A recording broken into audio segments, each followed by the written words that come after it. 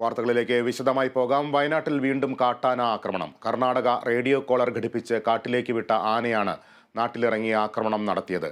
വീട്ടിലേക്ക് പാഞ്ഞെത്തിയ ആനയുടെ ആക്രമണത്തിൽ പരിക്കേറ്റയാൾ മരിച്ചു. വിവരങ്ങളുമായി വയനാട്ടിൽ നിന്ന് CV ഷിബു ചേരുന്നു. ഷിബു, വയനാട്ടിൽ നിന്നും ദിനംപ്രതി എന്നോളം ഇത്തരത്തിലുള്ള വാർത്തകൾ റിപ്പോർട്ട് ചെയ്യേണ്ടി വരിക, അത് അവതരിപ്പിക്കേണ്ടി വരിക എന്നതൊക്കെ വളരെ ഖേദകരമായൊരു സംഭവമാണ്. എങ്ങനെയാണ് ഇന്ന് ഇത്തരത്തിലൊരു ആക്രമണത്തിലേക്ക് എത്തിയത്? എപ്പോഴായിരുന്നു സംഭവം? ആരാണ് മരിച്ചത്? ഇപ്പോൾ ആ പ്രദേശത്തെ അവസ്ഥ എന്താണ്? ലിബീഷ് സൂചിപ്പിച്ചതുപോലെ തന്നെ വളരെ സങ്കടകരമായ ഒരു വാർത്തയാണ് ദൈനംദിനം വയനാട്ടിൽ നിന്ന് റിപ്പോർട്ട് ചെയ്യാനുള്ളത്. ഇന്നലെ രാത്രി കടുവയുടെ ആക്രമണം ഉണ്ടായി. ഒരാൾക്ക് ഗുരുതരമായി പരിക്കേറ്റിരുന്നു. അയാളെ കോഴിക്കോട് മെഡിക്കൽ കോളേജ് ആശുപത്രിയിലേക്ക് കൊണ്ടുപോയി. അയാൾക്ക് ഗുരുതരാവസ്ഥ തരണം ചെയ്തു വരുന്നു എന്ന ഒരു വാർത്ത കേൾക്കെയാണ് ഇന്ന് രാവിലെ ഒരു സങ്കടകരമായ വാർത്ത വീണ്ടും വരുന്നത്. കാട്ടാന, റേഡിയോ കോളർ ഘടിപ്പിച്ച കാട്ടാന നാട്ടിലിറങ്ങി കുറച്ചു കാലമായി വയനാട്ടിൽ ഉണ്ടായിരുന്നു. കുറച്ചാഴ്ചകളായി തണ്ണീർക്കൊമ്പിന് മുന്നേ തന്നെ ഇവിടെ എത്തിയ ഒരു റേഡിയോ കോളർ ഘടിപ്പിച്ച കർണാടകയുടെ ആനയാണ് ഇത്. ഇന്നലെ രാത്രി മുതൽ അക്രമാസക്തനായി അങ്ങോട്ടും ഇങ്ങോട്ടും ഓടുകയായിരുന്നു. പയ്യമ്പള്ളി, പാൽവെളിച്ചം, മുട്ടങ്കര പ്രദേശങ്ങളിലെല്ലാം ഇത് ഭീതി പരത്തി. ആളുകളെല്ലാം വാട്സാപ്പ് ഗ്രൂപ്പുകളിലും മറ്റും സന്ദേശങ്ങളൊക്കെ നൽകിയിരുന്നു. പക്ഷേ വനം വകുപ്പ് ഔദ്യോഗികമായ അറിയിപ്പുകളൊന്നും നൽകിയിരുന്നില്ല. ഇന്ന് രാവിലെയാണ് ആന കാട് കയറി എന്ന വാർത്ത വന്നതിന് തൊട്ട് പിന്നാലെ ആന ഈ വീട്ടിൽ കയറി ആക്രമിച്ചു എന്നൊരു വാർത്ത കൂടി പുറത്തു വരുന്നത്.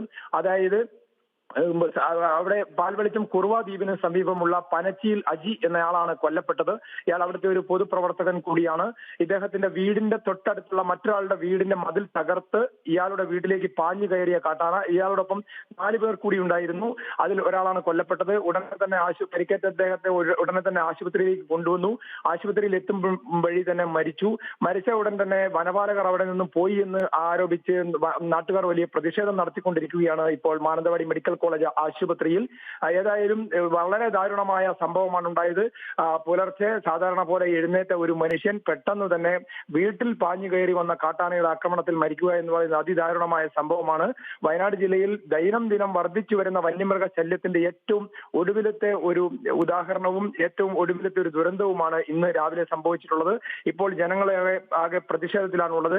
കാട്ടാനയെ കാട് കയറ്റാൻ മറ്റൊരു തരത്തിൽ അവിടെ ദൗത്യവും തുടരുന്നുണ്ട് വനം വകുപ്പ് നേതൃത്വത്തിൽ.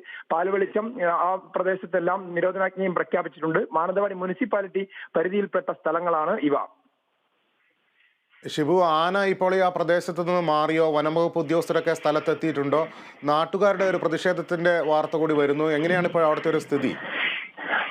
ആന അവിടെ നിന്നും കാട് കയറിയിട്ടില്ല എന്നുള്ളതാണ് ഏറ്റവും ഒടുവിൽ ജനങ്ങൾ അവിടെ നിന്നും പറയുന്നത്. ഇപ്പോൾ പ്രതിഷേധം 2 തരത്തിലാണ് നടക്കുന്നത്. പ്രദേശത്ത് പ്രതിഷേധം കണക്കിലെടുത്താണ് നിരോധനാജ്ഞ പ്രഖ്യാപിച്ചിട്ടുള്ളത്. അതേസമയം മാനന്തവാടി മെഡിക്കൽ കോളേജ് ആശുപത്രിയിലാണ് ഇദ്ദേഹത്തിന്റെ അജിയുടെ മൃതദേഹം ഉള്ളത്. അവിടെ ജനങ്ങൾ ഒരു പ്രതിഷേധം അറിയിച്ചിട്ടുണ്ട്. 2 തരത്തിലും പ്രതിഷേധിക്കുക. കാരണം ഇന്നലെ കടുവയുടെ ആക്രമണത്തിൽ പരിക്കേറ്റയാൾ വനംവകുപ്പ് വാച്ചറായിരുന്നു. അദ്ദേഹം വനംവകുപ്പ് ഒരു നിമിഷം തുടരുക. നമുക്കിപ്പോൾ പ്രദേശവാസിയായ ഷാജു നമ്മോടൊപ്പം ടെലിഫോൺ ലൈനിലുണ്ട്. ഷാജു, ഇന്ന് രാവിലെ വളരെ ദാരുണമായ സംഭവം, വീട്ടിലേക്ക് ആന പാഞ്ഞു കയറുന്ന ദൃശ്യങ്ങളൊക്കെ നടുക്കമുളവാക്കുന്നതാണ്. താങ്കൾ ആ പ്രദേശത്തുള്ള ആളാണ്. എന്താണ് യഥാർത്ഥത്തിൽ അവിടെ സംഭവിച്ചത്? ഇത് രാവിലെ ഒരു 7 മണിക്ക് ഇതിലെ പടമല പ്രദേശത്ത് വന്നു. ചാലിക്കും ഭാഗത്തേക്ക് പോയി ഒരു വീട്ടിലേക്ക് ഓടിക്കയറുന്നതിന്റെ ഇടയ്ക്കാണ് അജി കൊല്ലപ്പെടുത്തത്. പിന്നെ ഇവിടെ ഭയങ്കര ശല്യമാണ്, മൃഗശല്യമാണ്, ഇടയ്ക്കിടയ്ക്ക് വരും. അതായത് അവിടെ നിരന്തരം വന്യമൃഗ ശല്യമുള്ള ഒരു മേഖലയാണോ? നിരന്തരം അല്ലെങ്കിൽ ഇടയ്ക്കിടയ്ക്ക് വരുന്നുണ്ട് ഇതിലൊക്കെ. വനംവകുപ്പ് ഉദ്യോഗസ്ഥരൊക്കെ അവിടെ എത്താറുണ്ടോ ഈ വന്യമൃഗ ശല്യമുള്ള സ്ഥലങ്ങളിലൊക്കെ? ആ സമയത്ത് ഇടയ്ക്കൊക്കെ വരും. അങ്ങനെ സ്ഥിരമൊന്നുമില്ല, ഇടയ്ക്കൊക്കെ വന്നുകൊണ്ടിരിക്കുന്നുണ്ട്.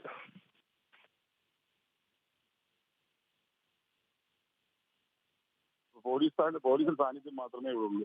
ഹോസ്പിറ്റലാണെങ്കിൽ തന്നെ തഹസിൽദാരുണ്ട്, ഡിവൈഎസ്പി ഉണ്ട്, പോലീസിന്റെ ഫോറസ്റ്റിന്റെ ബന്ധപ്പെട്ട ആരും ഇവിടെ ഹോസ്പിറ്റലില്ല.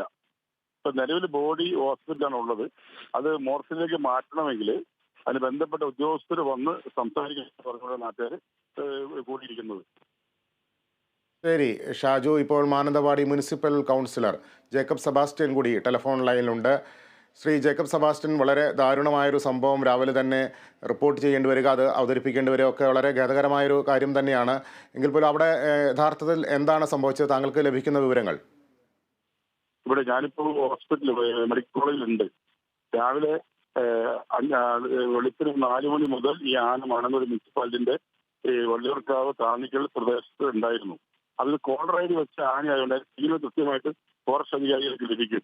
അതനുസരിച്ച് ആനയെ തുരുത്ത് വിടാൻ ഫോറസ്റ്റുകാർ ശ്രമിക്കുകയോ അല്ലെങ്കിൽ ഒരു മൈക്ക് അനൗൺസ്മെന്റ് വേണ്ടി രാത്രി ജനങ്ങളെ അറിയിക്കാനുള്ള സംവിധാനം അവർ ചെയ്തിട്ടില്ല. ഫോറസ്റ്റ് അധികാരി അതുപോലെ ചെയ്തിരുന്നുവെങ്കിൽ ഇന്നത്തെ ധാരാളമായ അന്ത്യം ഉണ്ടാവില്ലായിരുന്നു. അത് നേരെ വെള്ളിയൂർക്കാവ് അടുത്ത് മുദ്രമൂല കടന്ന് കാരമ്പത്തിനാല് നേലമ്മ ചെറൂർ ഭാഗത്തൂടെ പയ്യമ്പള്ളി ഭാഗം കടന്ന് ചാലിക്കാൻ എത്തിയത്. അപ്പൊ ആ ഭാഗത്തുള്ള ജനങ്ങൾക്ക് നേരം വെളുപ്പിനായതുകൊണ്ട് ഇത് അറിയാനുള്ള യാതൊരു മാർഗവുമില്ലായിരുന്നു. ഈ മരണപ്പെട്ട അജി എന്ന് പറയുന്നത് സ്വന്തം വീടിന്റെ മുന്നിൽ നിന്നാണ് കാരണം സംഭവം. അദ്ദേഹം ആനയിൽ തന്നെ ഓടി വീടിന്റെ ഉള്ളിൽ കുറെ തട്ടി വീണ് ആന ക്രൂരമായി ചവിട്ടേറ്റാണ് മരിച്ചിരിക്കുന്നത്. ജേക്കബ് സെബാസ്റ്റ്യൻ, അവിടെ ഈ നിരന്തരമായി വന്യമൃഗങ്ങളുടെ ഒരു സാന്നിധ്യമുള്ള പ്രദേശമാണോ? വനംവകുപ്പിന്റെ ഒരു ഇടപെടലൊക്കെ ആ പ്രദേശത്ത് എങ്ങനെയാണ്? ആ പ്രദേശം എപ്പോഴും വന്യമൃഗ ശല്യമുള്ള പ്രദേശമാണ്. അവിടെ ഒരു ഫെൻസിങ് തൂക്ക് ഫെൻസിങ് നടക്കുന്നുണ്ട്, അതിന്റെ പണി പൂർത്തിയായിട്ടില്ല. ആ ഭാഗത്തോടെയാണ് കോളറേഡിയായിട്ട് ആന ഇങ്ങോട്ട് കേരളത്തിലേക്ക് കടന്നതെന്നാണ് പറയപ്പെടുന്നത്. പക്ഷെ ആന ഇങ്ങോട്ട് കടക്കുമ്പോഴും ഇതിന് ഈ കോളറേഡ് കെട്ടിയത് കൊണ്ട് ആനയുടെ സിഗ്നൽ അവർ കിട്ടുമായിരുന്നു. ആ സിഗ്നൽ കിട്ടുന്നതായിട്ട് ആവശ്യമായ ഫോറസ്റ്റ് സേനാംഗങ്ങൾ വന്ന് ആനയെ തുരത്തി വീണ്ടും കാട്ടിലേക്ക് വിടാനുള്ള നടപടി എടുത്തില്ല എന്നതാണ് ഏറ്റവും പ്രയാസകരമായ കാര്യം. വളരെ ഗൗരവമുള്ളൊരു കാര്യമാണ് താങ്കൾ ചൂണ്ടിക്കാണിച്ചത്. റേഡിയോ കോളർ ഘടിപ്പിച്ച ഒരു ആന ഒരു വീടിനകത്ത് പാഞ്ഞു കയറി ആക്രമണം നടത്തുക എന്നുള്ളതാണ് ഇവിടെ സംഭവിച്ചിരിക്കുന്നത്. സ്വാഭാവികവും റേഡിയോ കോളർ ഘടിപ്പിച്ചുകൊണ്ട് ആനയുടെ സഞ്ചാര ദിശയൊക്കെ കൃത്യമായി അറിയാൻ കഴിയുമായിരുന്നു. എങ്കിലും ആ കാര്യത്തിൽ വനംവകുപ്പിൻ്റെ ഭാഗത്തു നിന്നും വേണ്ടത്ര രീതിയിലുള്ള ഒരു ശ്രദ്ധ ഉണ്ടായില്ല. അതാണ് ഒരു ദാരുണമായൊരു സംഭവത്തിലേക്ക് എത്തിയത്. ഇപ്പോൾ അവിടുത്തെ ഒരു നാട്ടുകാരുടെ ഒരു പ്രതിഷേധം അവിടെ നിലനിൽക്കുന്നതായി അറിയാൻ കഴിയുന്നു. എന്താണ് പ്രദേശവാസികൾ ആവശ്യപ്പെടുന്നത്? ഇപ്പോ ഹോസ്പിറ്റൽ നാട്ടുകാർ പോലും തടിച്ചുകൂടിയുണ്ട്. അതുപോലെ പോയപ്പോൾ മാനന്തവാടി ടൗണിന്റെ ജംഗ്ഷൻ റോഡ് ഉപയോഗിച്ചുകൊണ്ടിരിക്കുകയാണ്. ജനങ്ങൾ വളരെയധികം വയലൻ്റായിക്കൊണ്ടിരിക്കുകയാണ്. കാരണം ബന്ധപ്പെട്ട ഇതിന്റെ മേലധികാരികൾ വരാത്തതാണ് പ്രശ്നം. ഇവ DFO കലക്ടർ വന്ന് ജനങ്ങളെ സമാധാനപ്പെടുത്തി പ്രശ്നം തീർക്കാവുന്നേ ഉള്ളൂ. ഞങ്ങളെല്ലാം ജനപ്രതിനിധികളെല്ലാം ഞങ്ങളുടെ ഉണ്ട്. അതുമായി ചർച്ച ചെയ്തൊരു തീരുമാനം എടുത്തു കഴിഞ്ഞാൽ ഈ പ്രശ്നങ്ങൾ പരിഹരിക്കാൻ കഴിയുമെന്നാണ് ഞാൻ വിശ്വസിക്കുന്നത്. ഇപ്പോൾ അവിടെ അതായത് ബന്ധപ്പെട്ട അധികൃതർ ആരും തന്നെ സ്ഥലത്ത് എത്തിയിട്ടില്ല. ബന്ധപ്പെട്ട ഉത്തരവാദിത്തപ്പെട്ട ആരും എത്തിയിട്ടില്ല. ഉത്തരവാദിത്തപ്പെട്ട ഇതിന് തീരുമാനം എടുക്കാൻ പറ്റിയ അധികാരമുള്ള ആരും ഇവിടെ എത്തിയിട്ടില്ല. അതാണ് അതിന്റെ പ്രശ്നം. അപ്പൊ അങ്ങനെ ഉത്തരവാദിത്തപ്പെട്ട ആളുകൾ എത്താതെ പ്രതിഷേധം അവസാനിപ്പിക്കില്ലെന്നാണോ പറയുന്നത്? അത് ബന്ധപ്പെട്ട കലക്ടറോ അല്ലെങ്കിൽ DFOയോ അല്ലെങ്കിൽ അങ്ങനെ മേലധികാരികൾ വന്നാൽ മാത്രമേ ഒരു തീരുമാനം ഉണ്ടാവുള്ളൂ. ഇപ്പൊ ഒരാൾ മരണപ്പെട്ടിരിക്കുകയാണ്. അപ്പൊ ജനങ്ങളുടെ മാനസികാവസ്ഥ മനസ്സിലാക്കാവുന്നേ ഉള്ളൂ. ഒരു തഹസിൽദാരോട് ഡിവൈഎസ്പിക്ക് ഒന്നും തീരുമാനിക്കാൻ കഴിയുന്ന കാര്യങ്ങളിലേക്കല്ല ഇപ്പൊ നിൽക്കുന്നത്. അവരുടെ ജനങ്ങളും ജനപ്രതിനിധികളും അവരുടെ പ്രതികളും ചർച്ച ചെയ്ത് കഴിഞ്ഞാൽ ഇത് തീർക്കാൻ സാധിക്കുമെന്നാണ് ഞാൻ വിശ്വസിക്കുന്നത്. ശരി ജേക്കബ് സെബാസ്റ്റ്യൻ, അവിടുത്തെ ജനങ്ങളുടെ ഒരു വികാരമാണ് കൗൺസിലർ ജേക്കബ് സെബാസ്റ്റ്യൻ പങ്കുവച്ചത്. ബന്ധപ്പെട്ട അതായത് ഉത്തരവാദിത്തപ്പെട്ട കളക്ടറോ DFOയോ എത്താതെ പ്രതിഷേധം അവസാനിപ്പിക്കില്ലെന്ന നിലപാടിലാണ് നാട്ടുകാരുള്ളത്. വനംവകുപ്പിൻ്റെ ഭാഗത്തു നിന്നുണ്ടായ ഒരു അനാസ്ഥയാണ് ചൂണ്ടിക്കാണിക്കപ്പെടുന്നത്. റേഡിയോ കോളർ ഘടിപ്പിച്ച ഒരു ആനയാണ് ഇപ്പോൾ നാട്ടിലിറങ്ങി ഒരു വീടിൻ്റെ മതിൽ തകർത്ത് അകത്തേക്ക് പാഞ്ഞു കയറി ആക്രമണം നടത്തിയത്. ആക്രമണത്തിൽ ദാരുണമായി ഒരാൾ കൊല്ലപ്പെടുകയും ചെയ്തു. തീർച്ചയായിട്ടും റേഡിയോ കോളർ ഘടിപ്പിച്ചുകൊണ്ട് ആനയുടെ സഞ്ചാര ദിശയൊക്കെ വനംവകുപ്പിന് വ്യക്തമായി അറിയാവുന്നതാണ്. അങ്ങനെ ഒരു സാഹചര്യത്തിൽ കൃത്യമായൊരു മുന്നറിയിപ്പുകളോ ജാഗ്രതാ നിർദ്ദേശമോ നൽകാത്ത നടപടിക്കെതിരെ ആ പ്രദേശത്ത് വലിയ പ്രതിഷേധമാണ് ഉയരുന്നത്. നാട്ടുകാർ അവിടെ മാനന്തവാടിയിൽ റോഡ് ഉപരോധിക്കുകയാണ്. കളക്ടറോ DFOയോ ഒന്നും സ്ഥലത്തെത്താതെ ഈ പ്രതിഷേധം അവസാനിപ്പിക്കില്ല എന്ന നിലപാടിലാണ് നാട്ടുകാരുള്ളത്. ഷിബു തുടരുന്നുണ്ട്. ഷിബു, നമുക്കറിയാം വനംവകുപ്പ് ഇത്തരം സംഭവങ്ങൾ ഉണ്ടാകുമ്പോൾ സ്വാഭാവികമായും ചില യോഗങ്ങളൊക്കെ വിളിച്ചു ചേർക്കും. ആ രീതിയിൽ ജനങ്ങളുടെ പ്രതിഷേധം തണുപ്പിക്കാനുള്ള നടപടികളൊക്കെ ഉണ്ടാകും. എന്നാൽ ഇക്കാര്യത്തിൽ ഒരു ശാശ്വതമായൊരു പരിഹാരം ഉണ്ടാക്കാൻ എന്ത് ചെയ്യാൻ കഴിയുമെന്നുള്ളത് ഇതുവരെയും ഗൗരവമായൊരു ചർച്ചകളിലേക്ക് കടന്നിട്ടില്ല. എന്താണ് ആ പ്രദേശത്തെ ആളുകൾ പങ്കുവയ്ക്കുന്ന ഒരു വികാരം? അതെ, ലിബീഷ് സൂചിപ്പിച്ചതുപോലെ തന്നെ ഇത്തരം ഗുരുതരമായ വിഷയങ്ങൾ ഉണ്ടായിട്ടും ഒരു പ്രായോഗികമായ ഒരു ഇടപെടൽ സർക്കാരിന്റെ ഭാഗത്തുനിന്ന് ഉണ്ടാകുന്നില്ല എന്നുള്ളതാണ് ഏറ്റവും വിഷമകരമായ കാര്യം. കാരണം കഴിഞ്ഞ കുറെ ദിവസങ്ങളായി, കുറെ മാസങ്ങളായി ഈ പ്രശ്നം ഓരോ ദിവസവും അനുദിനം വർദ്ധിച്ചുകൊണ്ടിരുന്നിട്ടും ഒരു നടപടിയും എടുക്കുന്നില്ല. ഒരു പാക്കേജിന് വേണ്ടി 450 കോടി രൂപയുടെ പാക്കേജിന് വേണ്ടി ഒരു ചർച്ച നടത്തിയിട്ട് അത് ഇപ്പോഴും ഫ്രീസറിൽ ഇരിക്കുകയാണ്, കടലാസിൽ ഇരിക്കുകയാണ്. അതായത് ഇത് തുടർന്നൊരു നടപടി സ്വീകരിക്കാൻ പോലും സർക്കാർ ആരും തയ്യാറായിട്ടില്ല. അതേസമയം തന്നെ കഴിഞ്ഞ ദിവസം ഈ ആനയെ സംബന്ധിച്ച് പറയുകയാണെങ്കിൽ റേഡിയോ കോളർ ഘടിപ്പിച്ച് ഈ ആനയെ സംബന്ധിച്ച് വനംവകുപ്പ് അധികൃതർ പറഞ്ഞത്, കഴിഞ്ഞ ദിവസം വാർത്താ സമ്മേളനത്തിൽ പറഞ്ഞത്, ഇതിന്റെ ആന്റിന കിട്ടാത്തത് കൊണ്ട്, റിസീവറും ആന്റിനയും കിട്ടാത്തത് കൊണ്ടാണ് തങ്ങൾക്ക് ഇതിന്റെ സഞ്ചാരപാത മനസ്സിലാക്കാൻ കഴിയാത്തത്. തണ്ണീർക്കൊമ്പനെ സംബന്ധിച്ചും അത് തന്നെയായിരുന്നു ഉണ്ടായിരുന്നത്. അതുകൊണ്ട് ഇതിന്റെ ആന്റിനയും റിസീവറും കിട്ടുന്നതിന് വേണ്ടി ശ്രമം നടത്തും, സിഗ്നൽ ലഭിക്കുന്നതിന് വേണ്ടി ശ്രമം നടത്തുമെന്ന് ഇവർ പറയുകയും കർണാടക വനംവകുപ്പുമായി ബന്ധപ്പെടുമെന്നും നോർത്ത് CCF, ഉത്തരമേഖല CCF KS ദീപ മാധ്യമങ്ങളോട് പറഞ്ഞിരുന്നു. പക്ഷേ അത് കഴിഞ്ഞ് ദിവസങ്ങൾ കഴിഞ്ഞിട്ടാണ് ഈ അപകടം ഉണ്ടാകുന്നത് എന്നാണ് ഏറ്റവും പ്രയാസകരമായ വസ്തുത. ശരി, ഞാൻ തിരിച്ചെത്താം ഷിബു. ഇപ്പോൾ ആ പ്രദേശവാസിയായ ഷോജി ടെലിഫോൺ ലൈനിലുണ്ട്. ഷോജി, വലിയ പ്രതിഷേധമാണ് അവിടെ ഉയരുന്നതെന്ന് മനസ്സിലാക്കാൻ കഴിയുന്നു. നേരത്തെ കൗൺസിലറും കേരള വിഷൻ ന്യൂസിനോട് പ്രതികരിച്ചത് അങ്ങനെയാണ്. നാട്ടുകാരുടെ ആ ഒരു പ്രതിഷേധം സ്വാഭാവികമാണ്. എന്താണ് ഇപ്പോൾ പ്രധാനമായും പ്രദേശവാസികൾ മുന്നോട്ട് വയ്ക്കുന്ന ആവശ്യം? ഇപ്പം മാനന്തവാടി ടൗൺ ഉപരോധിച്ചുകൊണ്ട് പ്രദേശവാസികൾ ഇപ്പം പ്രതിഷേധം തുടങ്ങിയിരിക്കുകയാണ്. ഈ സംഭവം നടന്ന് ഇത്രയും സമയമായിട്ട് ഫോറസ്റ്റ് ഡിപ്പാർട്ട്മെന്റിൽ നിന്ന് ആരും ഇതുവരെ തിരിഞ്ഞു നോക്കിയിട്ടില്ല. അതാണ് ഇവരുടെ മെയിൻ ആയിട്ടുള്ള പ്രശ്നം. പോലീസുകാരും റവന്യൂ അധികൃതരും വന്നിട്ടുണ്ടെങ്കിലും ഫോറസ്റ്റ് ഡിപ്പാർട്ട്മെന്റിൽ നിന്ന് ഇതുവരെ ഒരാൾ പോലും അവരുടെ ഭാഗത്തുനിന്ന് വന്നിട്ടില്ല. നാട്ടുകാരിപ്പം മാനന്തവാടി കോഴിക്കോട് റോഡ് ജംഗ്ഷൻ ഉപരോധപ്പെടുത്തി ആൾക്കാർ അവിടെ പ്രതിഷേധം നടത്തിക്കൊണ്ടിരിക്കുകയാണ്. അപ്പോൾ ഇവരുടെ മെയിൻ ആയിട്ടുള്ള ആവശ്യം എന്ന് പറയുന്നത് കളക്ടർ, DFO അടക്കമുള്ള ഉന്നത അധികാരികൾ വന്ന് ഇവിടെ ചർച്ച ചെയ്യണം, അവരെത്തണം എന്നതാണ്. ഇതുവരെ അവരുടെ ഭാഗത്തുനിന്ന് ഒരു തീരുമാനവും വന്നിട്ടില്ല. ഷോജി, ഇപ്പോൾ ഈ ദാരുണമായി മരിച്ച ആളുടെ മൃതദേഹം മാനന്തവാടി മെഡിക്കൽ കോളേജിലാണുള്ളതെന്ന് മനസ്സിലാക്കാൻ കഴിയുന്നു. അവിടെ നാട്ടുകാരെല്ലാവരും തന്നെ എത്തിയിട്ടുണ്ടെന്നും അറിയാൻ കഴിഞ്ഞിട്ടുണ്ട്. ഉത്തരവാദിത്തപ്പെട്ട ആരെങ്കിലും വനം വകുപ്പിന്റെ ഭാഗത്തുനിന്ന് ഇപ്പോൾ ആ സ്ഥലത്തുണ്ടോ? ഇല്ല, ആരും വനം വകുപ്പിന്റെ ഭാഗത്തുനിന്ന് ആരും ഇതുവരെ ഇവിടെ മാനന്തവാടി ഓഫീസിലോ വനം വകുപ്പ്, ഫോറസ്റ്റ് എന്നുള്ള ഡിപ്പാർട്ട്മെന്റ് എന്ന ഒരാൾ പോലും ഇതുവരെ എത്തിയിട്ടില്ല ഇത്രയും സമയമായിട്ടും. അതും നാട്ടുകാർ കൂടെ ഉണ്ടായിരുന്നവർ രാവിലെ ആശുപത്രി കൊണ്ടുവന്നവർ പറഞ്ഞത് എന്താണെന്ന് വെച്ച് കഴിഞ്ഞാൽ, അവര് ജസ്റ്റ് കാഷ്വാലിറ്റിന്റെ പുറത്ത് ആളെ ഇറക്കി കടത്തി ഇവര് വണ്ടി എടുത്ത് പോയി അകത്തോട്ട് കയറ്റാൻ വേണ്ടി, കാഷ്വാലിറ്റിയിലേക്ക് കയറ്റാൻ വേണ്ടി പോലും പോലും ഇല്ല എന്നും കൂടെയുള്ളവർ പറയുന്നുണ്ട്. അപ്പോൾ വനംവകുപ്പിന്റെ ഭാഗത്തുനിന്ന് വളരെ വലിയൊരു ഉദാസീനതയാണ് ഇതിൻ്റെ അകത്ത് നടക്കുന്നത്. ഇപ്പോൾ വനമന്ത്രി AK ശശീന്ദ്രൻ ടെലിഫോൺ ലൈനിൽ ചേരുന്നുണ്ട്. ശ്രീ AK ശശീന്ദ്രൻ, അവിടെ വലിയ രീതിയിലുള്ള പ്രതിഷേധത്തിന്റെ വാർത്തകളാണ് പുറത്തു വരുന്നത്. നാട്ടുകാർ പ്രധാനമായും പറയുന്നത് റേഡിയോ കോളർ ഘടിപ്പിച്ച ഒരു ആനയുടെ സഞ്ചാര ദിശ കൃത്യമായി അറിയാൻ കഴിയുന്ന ഒരു സാഹചര്യത്തിൽ എന്തുകൊണ്ട് വനംവകുപ്പിന് കൃത്യമായൊരു മുന്നറിയിപ്പ് നൽകാൻ കഴിഞ്ഞില്ല എന്ന ചോദ്യമാണ് പ്രദേശവാസികൾ ഉന്നയിക്കുന്നത്. അല്ലാതെ സാങ്കേതിക പ്രശ്നങ്ങളാണല്ലോ. കാരണം അവിടെ ഉണ്ടായ സംഭവം അതീവ ഗുരുതരവും ദാരുണവുമാണ് എന്ന കാര്യത്തിൽ ആർക്കും സംശയിക്കേണ്ട കാര്യമില്ല. അത് അത്യന്തം വേദനാജനകമായ സംഭവങ്ങളാണ് കാര്യങ്ങളാണ് അവിടെ സംഭവിച്ചുകൊണ്ടിരിക്കുന്നത്.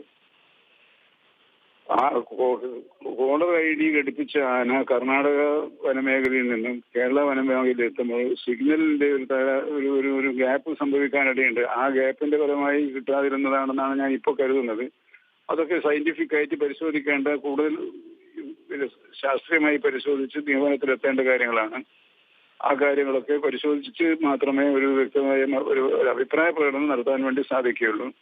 എല്ലാവരും ഇങ്ങനെയും ചില ആക്ഷേപങ്ങൾ ഉയർന്നു വന്നിട്ടുണ്ട് എന്നുള്ളത് ഞങ്ങൾ അവഗണിക്കുന്നില്ല. അതിൽ വല്ല വസ്തുതയുണ്ടോ എന്ന് പരിശോധിക്കാനാണ് തീരുമാനിച്ചിട്ടുള്ളത്. ശരി, അത് അക്കാര്യങ്ങളിൽ കൃത്യമായ ഒരു പരിശോധന നടത്തണം. കാരണം ഇതൊരു സാങ്കേതിക പ്രശ്നം തന്നെയാണ്. പക്ഷേ ഇപ്പോൾ അവിടെ നാട്ടുകാരുടെ പ്രതിഷേധം തുടരുകയാണ്. DFOയോ അല്ലെങ്കിൽ കളക്ടറോ സ്ഥലത്തെത്തണമെന്നൊരു ആവശ്യമാണ് അവർ മുന്നോട്ട് വയ്ക്കുന്നത്. അങ്ങനെ ബന്ധപ്പെട്ട ഉദ്യോഗസ്ഥർ സ്ഥലത്തെത്താൻ വൈകുന്നത് എന്തുകൊണ്ടാണ്? അതെ, ബഹുമാനപ്പെട്ട കളക്ടറുമായും SP-യുമായും ഞാൻ സംസാരിച്ചിട്ടുണ്ട്. അവർ കൂടിയാലോചിച്ച് എന്താണ് ചെയ്യേണ്ടതിനെ കുറിച്ച് ഇപ്പൊ തന്നെ എന്നെ തിരിച്ച് വിളിക്കാന്ന് പറഞ്ഞിട്ടുണ്ട്. ബഹുമാനപ്പെട്ട മുഖ്യമന്ത്രിയോട് ഞാൻ ഈ കാര്യം സംസാരിച്ചിട്ടുണ്ട്. അദ്ദേഹത്തിന്റെ ഓഫീസും ഈ കാര്യത്തിൽ ഇടപെടുമെന്നാണ് പറഞ്ഞിട്ടുള്ളത്. നാട്ടുകാരുടെ ഒരു പ്രതിഷേധം അവസാനിപ്പിക്കാനുള്ള നടപടികൾ തീർച്ചയായിട്ടും ഉണ്ടാകുമെന്ന് തന്നെ കരുതാം. അത് ചെയ്യേണ്ടത് ഞങ്ങൾ ഉത്തരവാദിത്തപ്പെട്ടൊരു കാര്യമല്ലേ. അപ്പൊ ആ കാര്യം നിർവഹിക്കാൻ എത്ര പ്രായോഗികമായി എന്താണ് ചെയ്യാൻ കഴിയുക എന്ന് യോഗം ചേരേണ്ട, കൂടിയാലോചനകളിലൂടെ ഇപ്പോൾ നടത്താൻ നമുക്ക് സാധിക്കുമല്ലോ. ആ കൂടിയാലോചനകൾ ഇപ്പോൾ നടത്തിക്കൊണ്ടിരിക്കുകയാണ്. ആവശ്യമായി വന്നാൽ പിന്നെ വെടിവെക്കാനുള്ള ഉത്തരവ് നൽകുന്നതിനെ കുറിച്ചുള്ള കൂടിയാലോചനകൾ നടന്നുകൊണ്ടിരിക്കുന്നുണ്ട്. ഒറ്റ കാര്യം കൂടി, ഈ വയനാട്ടിൽ എല്ലാ ദിവസവും ഇങ്ങനെ ദിനംപ്രതി ഇങ്ങനെ വാർത്തകൾ വന്നുകൊണ്ടിരിക്കുകയാണ്. ഇതിനൊരു ശാശ്വതമായൊരു പരിഹാരം വേണ്ട. അക്കാര്യത്തിൽ എന്ത് ചെയ്യാൻ കഴിയും നമുക്ക്? അല്ല, ഈ ഘട്ടത്തിൽ ഞാൻ മറ്റൊരു വിമർശനത്തിൽ, കാരണം ഞാൻ കഴിഞ്ഞ മിനിയാന്നും പോയി കേന്ദ്ര വനം പരിസ്ഥിതി മന്ത്രിയെ കണ്ടു. ഞങ്ങളുടെ പാക്കേജിനെ കുറിച്ച് സാമ്പത്തിക സഹായം ചെയ്യാൻ കഴിയില്ല എന്നുള്ളൊരു നിലപാടാണ് അവർ സ്വീകരിച്ചിട്ടുള്ളത്. ഒന്ന്.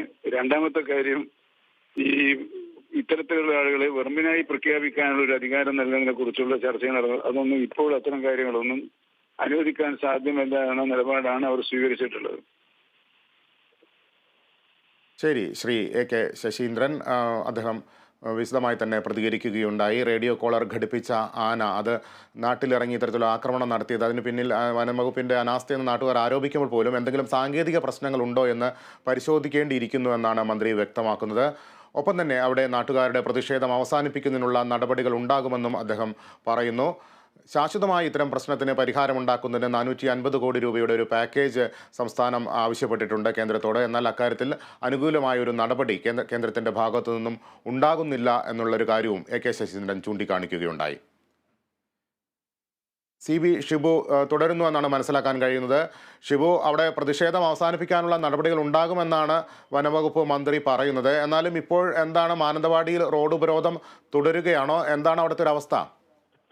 ഇത് സമാനമായ സാഹചര്യമായിരുന്നല്ലോ കഴിഞ്ഞ ആഴ്ച ഉണ്ടായിരുന്നത്, തണ്ണീർക്കൊമ്പന്റെ സാഹചര്യം. പക്ഷെ അന്ന് ആക്രമണം ഉണ്ടായിരുന്നില്ല, ശാന്തനായ തണ്ണീർക്കൊമ്പനായിരുന്നു.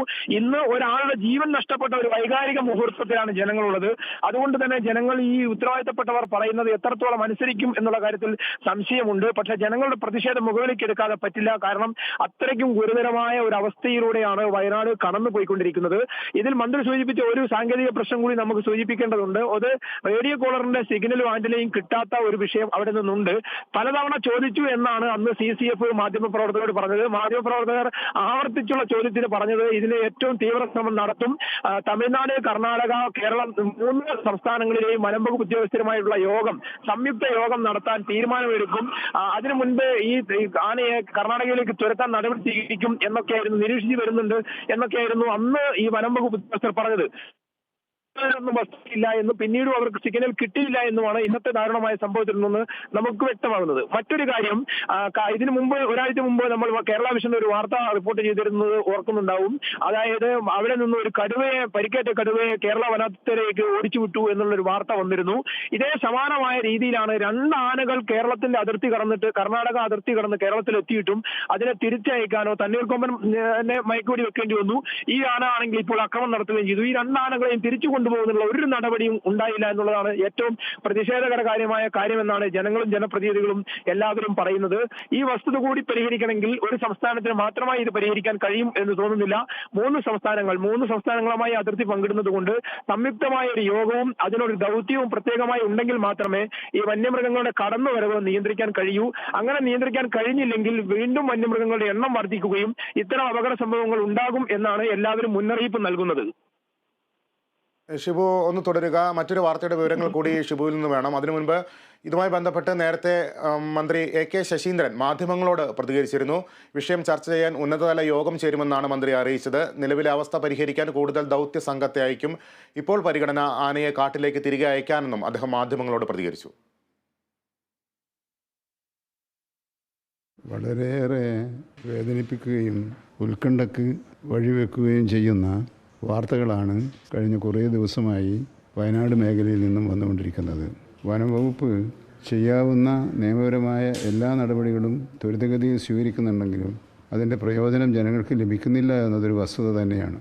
നമ്മൾ ഇപ്പോൾ ചെയ്തു വരുന്നത് കൂടുതൽ ദൗത്യസംഘത്തെ അയച്ചുകൊണ്ട് ഈ ഇത്തരം വന്യമൃഗങ്ങളെ പിടികൂടുകയോ കാട്ടിലേക്ക് തിരിച്ചയക്കുകയോ പിടികൂടി സംരക്ഷിക്കുകയാണ് ചെയ്യുന്നത്.